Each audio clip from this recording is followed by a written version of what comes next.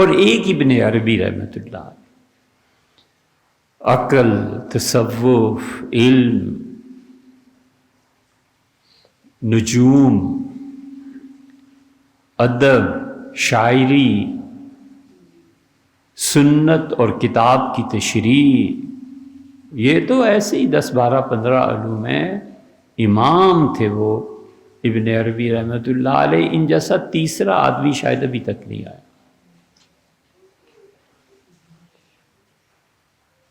یہ جتنے لوگوں کا ہم نام لے کے تردید کر رہے ہیں نا، ان سے پوچھنا کہ اللہ نے قرآن کریم میں فرمایا، سورہ الحاقہ میں اللہ تعالیٰ فرماتے ہیں، یہ آیت ذرا باریک غور کرنے کی ہے، وَالْمَلَكُ عَلَىٰ أَرْجَائِهَا، اور جب آسمان ٹوٹ جائے گا، آسمان ٹکڑے ٹکڑے ہو جائے گا، تو تم دیکھو گے کہ والملک، اور فرشتے علی ارجائها، آسمان کے کناروں میں ان کے گھر ہوں گے، بیٹھے ہوئے ہوں گے۔ وَيَحْمَلُ عَرْشَ رَبِّكَ، اور تیرے پروردگار کا عرش، یومئذ، اس دن، 8 ہوں گے جنہوں نے اس عرش کو اٹھایا ہوا ہوگا۔ اللہ تعالیٰ نے یہاں فرشتوں کا ذکر نہیں کیا اس حصے میں۔ اب اگر آدمی غور کرے تو فرشتے آسمان کے کناروں پر بیٹھے ہوئے ہیں اور درمیان سے یہ پلیٹ خالی ہو گئی، اور پھر کہتا ہے کہ 8 ہوں گے جو اٹھائے ہوئے ہوں گے اللہ کے عرش کو، یہ 8 جن ہوں گے، یہ 8 فرشتے ہوں گے، یہ 8 انسان ہوں گے، یہ 8 بڑے بڑے ہاتھی نما جانور ہوں گے۔ یہ 8 کون ہوں گے؟ اللہ نے بس اتنا کہا کہ یحمل عرش ربک فوقہم یومئذ 8، اور اس دن اوپر تیرے پروردگار کو 8 فرشتے اس کے عرش کو تھامے ہوئے ہوں، 8 تھامے ہوں گے۔ اب وہ ہیں کون 8؟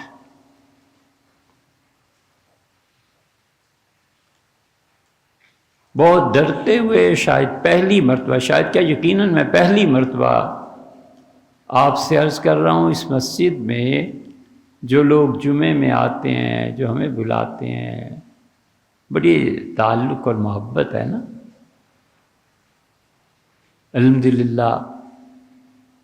قدردان، فون کرتے ہیں، ہم فون کرتے ہیں بڑی محبت سے۔ پہلی مرتبہ میں یہ عرض کر رہا ہوں کہ ابن عربی رحمۃ اللہ نے لکھا ہے 8 میں سے 5 فرشتے ہوں گے اور 3 انسان ہوں گے۔ اللہ نے یہ کہا ہی نہیں کہ 8 فرشتے ہوں گے، فرشتوں کا ذکر پہلے اگرچہ ہے۔ مفسرین ہمارے عمومی طور پر اسی طرف گئے ہیں کہ اللہ کے عرش کو 8 فرشتے اٹھائے ہوئے ہوں گے۔ ابن عربی فتوحات میں لکھتے ہیں کہ 5 فرشتے ہوں گے اور 3 آدمی ہوں گے۔ پھر وہ کہتے ہیں اتنا بڑا آدمی ہے، اتنا بڑا آدمی ہے کہ حضرت مجدد الفسانی سرہندی رحمۃ اللہ علیہ نے لکھا ہے کہ اللہ کے دوستوں کی فہرست جب دیکھتا ہوں تو ابن عربی ٹاپ پہ نظر آتے ہیں، اور جب اس کی کتابیں پڑھتا ہوں تو وہ امت کے عمومی مزاج سے مختلف پاتا ہوں۔ کتابیں کچھ ہیں اور اللہ کا قرب کچھ ہے۔ فرماتے ہیں 5 فرشتے، جبریل، میکائیل، اسرافیل، رضوان جنت کا دروغہ اور مالک جہنم کا، یہ 5 فرشتے پروردگار عالم کو کا عرش تھامے ہوئے ہوں گے، اور 3 ہوں گے حضرت آدم علیہ السلام، سیدنا ابراہیم علیہ السلام، اور حضرت رسالت پناہ صلی اللہ علیہ وسلم اللہ کے عرش کو اٹھائے ہوئے ہوں گے۔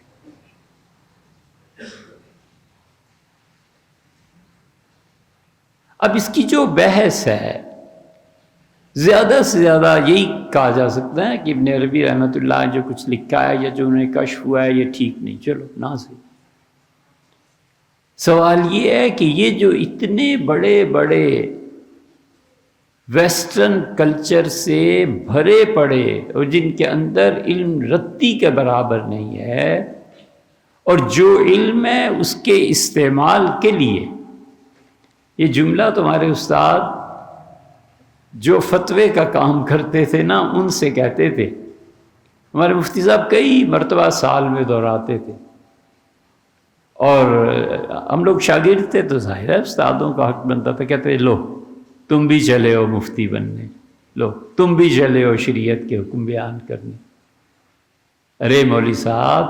یک من علم را 10 من عقل باید کر، ایک من علم اللہ اگر دے دینا تو 10 من عقل چاہیے کہ اس کو علم کو کہاں بیان کرنا ہے کہاں نہیں کرنا، اس علم سے فائدہ اٹھانا ہے کہ مارے جاؤ گے اس علم میں۔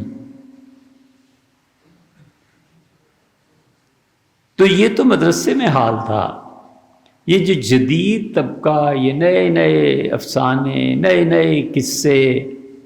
قرآن کریم میں، میرے نزدیک چینی یاجوج اور ماجوج ہیں، اور مالاکنڈ سے فوج جائے گی اور جا کر حضرت مہدی کی فوج میں شامل ہو جائے گی، پتہ نہیں کیا کیا جھوٹ اور اپنے بنائے ہوئے افسانے، اللہ جانے خواب دیکھتے تھے یا رات بھر سوچتے رہتے تھے۔ یہ سب کے سب علم کی رتی نہیں، کسی سے جا کے پوچھو کہ یہ ابن عربی رحمۃ اللہ علیہ لکھا ہے، ہمیں 100% یقین ہے کہ اسے تو پتہ ہی نہیں ہوگا کہ کس نے لکھا ہے تو کیا لکھا۔ اس لیے بچوں، جو دین اس ماحول سے آپ حاصل کرتے ہیں، جو مغربی علوم آپ اس ماحول سے حاصل کرتے ہیں، آخری بات یہ ہے کہ اس کا لازمی تقاضا یہ ہے کہ علم کو اہل علم سے حاصل کرو۔ بس گاؤں دیہات میں ایک کمپاؤنڈر کوئی ایسی بیچارہ، اور گرمی ہو جاتی ہے تو گرمیوں میں دل گھبرا رہا ہے، سانس اور یہ اور وہ کہتا ہے شام کو آنا، شام کو اس کے گھر چلے جاؤ تو وہ رنگ برنگی گلوکوز کی بوتلیں ان میں ٹیکے ڈال کے لگا دیتا ہے، اور اس میں ہونا وانا کیا ہوتا ہے، وہ مریض بھی خوش ہوتا ہے کہ بڑی طاقت آ گئی، طاقت والے انجیکشن لگا دی۔ اب جس کو اپنی صحت برباد کرنی ہے نا اس کے، اور جس کو اپنی صحت کا خیال ہے وہ کہے کہ یار چل شہر چلتے ہیں، ڈاکٹر کو دکھاتے ہیں، اسلام آباد میں ڈاکٹرز میں جو اسپیشلائزیشن اس کو دکھاتے ہیں، اچھا کہ اس کا نام بڑا مشہور ہے، یہ تو مانا ہوا ڈاکٹر ہے جی، سرجری میں یہ تو مانا ہوا ڈاکٹر ہے، ہڈیوں کے معاملے میں کان سنائی نہیں دیتا جی، ٹاپ کا ڈاکٹر فلاں جنرل فلاں بریگیڈیئر، وہاں چلے جاتے ہیں اپنی صحت کو بچانے کے لیے۔ کبھی یہ بھی سوچا ہے کہ اگر میں نے اپنا دین بچانا ہے تو کسی اللہ کے ایسے بندے کی صحبت میں جاؤں جس کو اللہ نے علم عنایت فرمایا۔